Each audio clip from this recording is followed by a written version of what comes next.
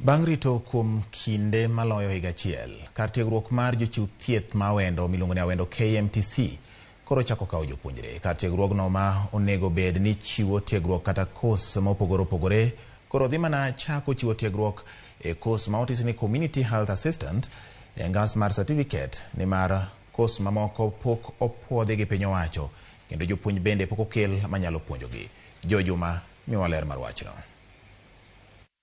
Tarik 2 mar dwe mar 12 mar higa mar 2021 kar tiegruok no mar jochiw thieth ma ong'ere kaka Kenya Medical Training College e bade ma Awendo ne oyaw ayanga bang' gedo mare ne rumo kod ogai mar ODM Raila Amolo Odinga e nyasi manochope kod apisas opogore opogore e migawo mar thieth.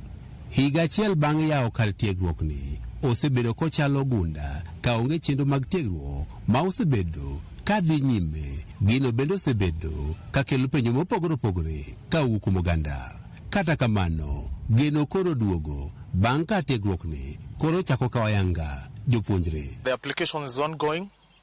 Currently you have experienced a high number of applicants. Aduoko ne our area MP Honorable Walter Awendo erokamano kuom ne bedo gi wachni e lek ma kendo kawuono okete tem kendo wanyalo neno ka school jibiro for admission.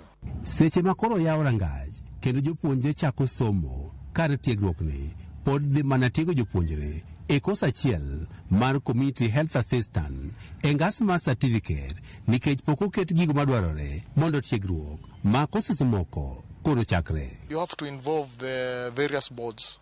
For nursing, you have to involve the NCK. They have to inspect the place, so it's we have to meet their requirements. Gik mapod walak ka machal equipments, lecturers bende pod wan gi shortage ka ginyalo miyo wadho support mondo gini koro koko chakore ne kiko bed ne ubiro bedo gi ng'ukni. Gima pod wanyalo remo ma aparo ni Mjumbe is addressing in Nairobi gin mana gige equipments moko matindo tindo machalo laboratory apparatus. E limbe marwa e kar tiegruok ni ne wayango ni sani mana jopuonj machiwo tiegruok e kos no mar Community Health Assistant kende ema yudore kata gige tiegruok moko madwarore ne koses moko kaka mano mar nursing piny owacho pok okelo.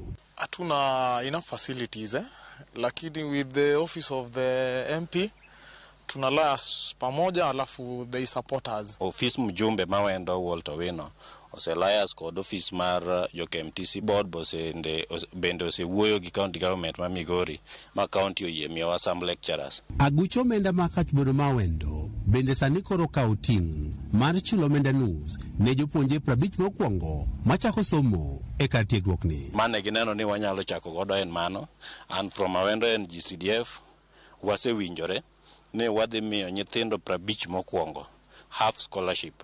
Half scholarship en ni wadhi chulo negi nus fee monego bed ni gichulo e higa achiel. Kata bed ni kate koro chakore mana kod tiego kos achiel kende, ogandigo mag Awendo koro wani gintie kod mor ne lek margi mane kate koro chako tich koro chopo.